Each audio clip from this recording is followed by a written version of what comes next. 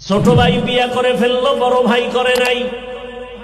দীর্ঘদিন সংসার করার পরে ছোট ভাই একদিন বড় ভাইরে বলে, ভাইজান কেন বিয়া করো না? তা আমি মনের মতো মেয়ে পাই না।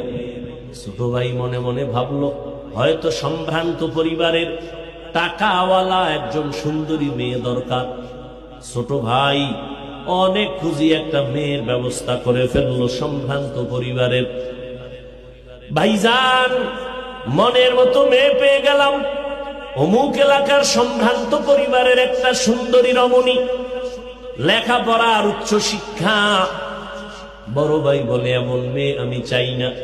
কথা, তুমি কেমন মাইয়া চাও?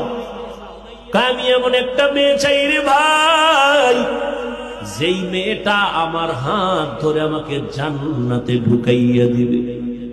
এরে আম্মা জানেরাও খেয়াল করেন, যুবকেরাও খেয়াল করো, সন্তানের বাবা যারা আছেন খেয়াল করেন। ওই বড় ভাই মালিকের কাছে কাঁদে, আল্লাহ একটা ভালো স্ত্রী আমাকে মিলাইয়া দিও। হঠাৎ করে খবর আসলো, পাশের গ্রামে এক বুজুর্গ আল্লাহওয়ালা মাঝে মাঝে আসে, মসজিদে থাকে, 2-4 দিন মানুষের জন্য দোয়া করে, পানি পড়া দিয়া চলে যায়। নামাজ পড়ে, মানুষের দাওয়াত দেয়, দিনদার বানানোর দাওয়াত দেয়। বড় ভাই ফজরের সময় চলে গেল আল্লাহওয়ালার দোয়া নেওয়ার জন্য। মসজিদে গিয়া নামাজ পড়লেন, আল্লাহওয়ালার দোয়া নিলেন। আর বলছে, বাবা বিয়া করছো নি? কয় না, বিয়া করি নাই।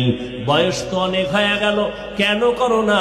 বলে, মনের মতো মেয়ে পাই না, হুজুর দোয়া করবেন। কয়, তুই কেমন মনের মেয়ে চাও? বলে, হুজুর আমি এমন একটা মেয়েকে আমার জীবনের অর্ধাঙ্গিনী বানাতে চাই, সেই বিবি আমার হাত ধরে আমাকে জান্নাতে নিয়ে যাবে।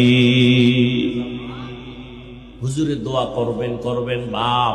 এমন সময় মসজিদের জানালার বাহির থেকে একটা কচি কণ্ঠের আওয়াজ আসলো। মেয়ে ডাক দিয়া কয়, সালামু আলাইকুম। কে তুমি? বলে, হুজুর আমার বাড়ি এই এলাকার মধ্যে। হুজুর আমি মেয়ে মানুষ, আসছি আপনার কাছে। এই সকালবেলা কেন আসছো? মেয়েটা ডাক দিয়া কয়, হুজুর আমার আব্বা অসুস্থ, বিছানায়। আপনি তো সবার জন্য দোয়া করেন, সকালবেলা মানুষের ভিড় নাই, আমার আব্বার জন্য একটু দোয়া চাইতে আসছি। আমার আব্বা বড় অসুস্থ, আল্লাহ যেন হায়াত দেয়, না থাকলে ঈমানের সাথে মরণ দান করে। ও মা, তোমার বিবাহ হয়েছে নাকি? বলে, না আমার বিবাহ হয় নাই। কেন? বয়স কত? বলে, এই। বলে, সীমানা পেরিয়ে যায়, বিয়া হয় না কেন?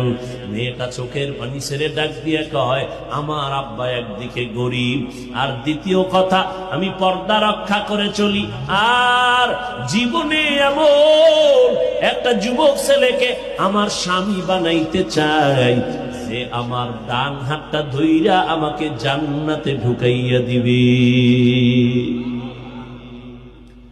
যুবক শুইনা খুব খুশি, হুজুর আমার মনের মতো মনে হয় যেন মেয়েটার চিন্তা চেতনা। আপনি যদি দোয়া করেন, মাঝখানে একটু সমাধান করার চেষ্টা করেন, মধ্যস্থতা করে দেন, তাহলে একেই আমি বিয়া করতে পারি, যদি রাজি হয়। বাবা গরিব, বলে গরিব লাগবে না, দিনদার হলেই আমার চলবে। এবার বুজুর্গ আল্লাহওয়ালা মাঝখানে থাইকা এরপরে প্রস্তাব দিয়ে বিয়ার বন্ধন ধরায়া দিল। এই যুবকেরা, পর্দার আড়ালের আম্মা জানেরা, এবার দুজনের বিয়া হয়ে গেল। স্বামীও চাইছে এমন একটা মেয়ে যে জান্নাতে ঢুকায় দিবে, মার স্ত্রীও চাইছে এমন একটা ছেলে যে তারে জান্নাতে নিয়ে যাবে। এইবার দুইজনের এক মনে এবার সংসার শুরু হয়ে গেল। নামাজের সময় হয়, স্বামী স্ত্রী কয় আগে নামাজ পড়ে কাজ, আবার স্ত্রী বলে আগে নামাজ পড়ে কাজ।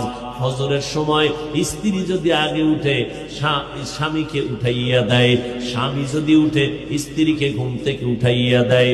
এইভাবে করে করে দুইজনে আল্লাহর কাছে রাতের তাহাজ্জুদের নামাজের মুসাল্লায় বইয়া দুজন নামাজ পড়ে আর আল্লাহর কাছে দোয়া করে, দয়ার মালিক তুমি একটা নেককার সন্তান আমাদের দান করো, যেই সন্তানের সুঘ্রাণে, যেই সন্তানের আদর্শের দ্বারা গোটা দুনিয়ার অন্ধকার আলোকিত হয়ে যাবে। ও আল্লাহ, এমন একটা নেককার সন্তান আমারে দান করো।